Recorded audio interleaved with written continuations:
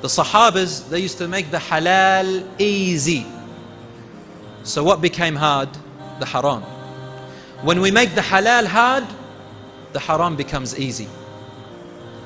Mark my words, brothers and sisters. I'm talking to the parents. When you make the halal hard, the haram becomes easy. When you make the halal easy, the haram becomes hard. Open the doors for marriage, inshallah, and lower the dowry, and go in accordance with the Quran and the Sunnah. There is a culture among the youth which I fear, and that is that they are turning away from marriage, and if they get married, they divorce very quickly. Brothers and sisters in Islam, do not let the idea of haram relationships get the better of you. A lot of youth, they come to me and they say, brother, I want to get married, but I need to get to know the girl. And the girl says, I need to get to know the guy. How am I meant to get to know them if I don't go out with them? If I don't have coffee together? Like the West teaches. Brothers and sisters, let me inform you about something very important. You will never know your future wife or your future husband if you just go out together. You'll never know them. Take it from a person who's lived in a country where people do this all the time. Because when you go out together, you are on your best behavior. You are on your best looks, the best cologne. The CK perfume is on you, and she's got Versace, and she's come out ready to meet you. She's probably looked at the mirror and spent about half an hour practicing how to talk to you. And you as well, looking at every little hair on your forehead, every little hair on your cheek. This all fades away within about 6 months of your marriage. The only thing that's left is the character. You will never know the true character of this person until you meet them in their home. You go the Islamic way, and you go and ask for their hand in marriage through their father first. A lot of youth, they come to me and they say, I need to get to know the girl first. And subhanAllah, how quick they are to jump on where? Where did I jump on to get to know them? The internet. And messaging, text. They start conversing.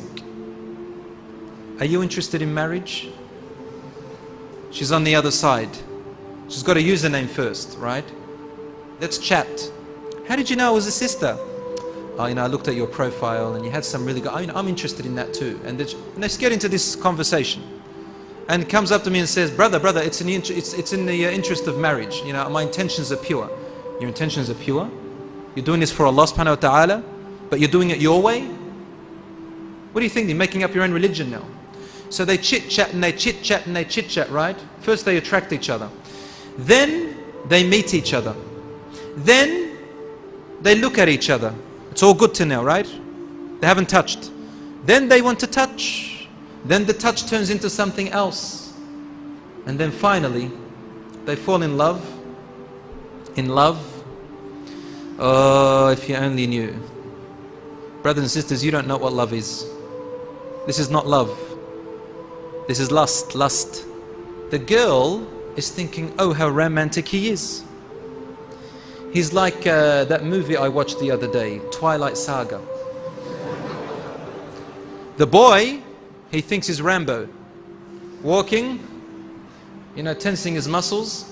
She's thinking how romantic he is, walking me through the garden and the roses and the butterflies. He's got one thing on his mind. And he's thinking, I will tolerate all of this until I get to what I want. If he's a Muslim, you ask him about his sister, he will say, I'll kill any guy who looks at her. If you want to marry someone, then you go in the right way, inshallah. Go through her father first, before you go through the girl. Why? My sisters, I'm talking to you now. Sisters, you've never been a man before. You don't understand how men think. Let your father do the work, inshallah.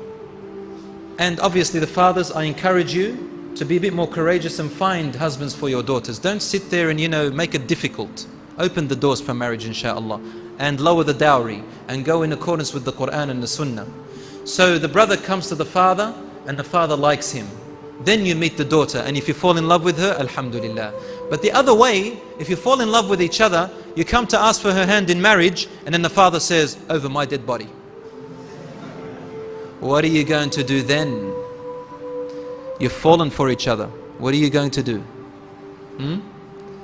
The boy is dreaming about her. She's dreaming about him.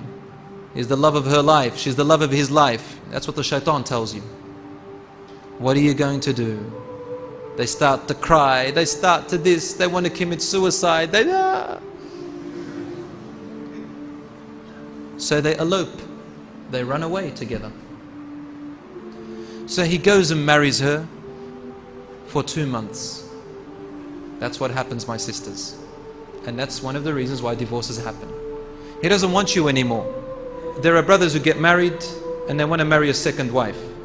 In culture, you know, in Arab culture, for example, marrying a second wife, it's difficult.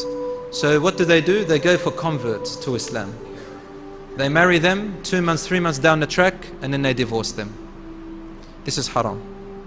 Haram to use and abuse. There are married couples who are stricken by this internet business and Facebook, and Allah subhanahu wa ta'ala has given you this halal for you at home. And there are sisters who Allah has given you this halal man at home, but for some reason curiosity gets the better of you and you go to search the world, and divorces occur as a result. Fear Allah subhanahu wa ta'ala. My brothers and sisters, you are only putting yourselves into harm, and our children are being neglected. Our children are being taken away by others, وَالْعِيَاذُ بِاللَّهِ, and they are being raised by other people while the husband and wife are too busy with their desires.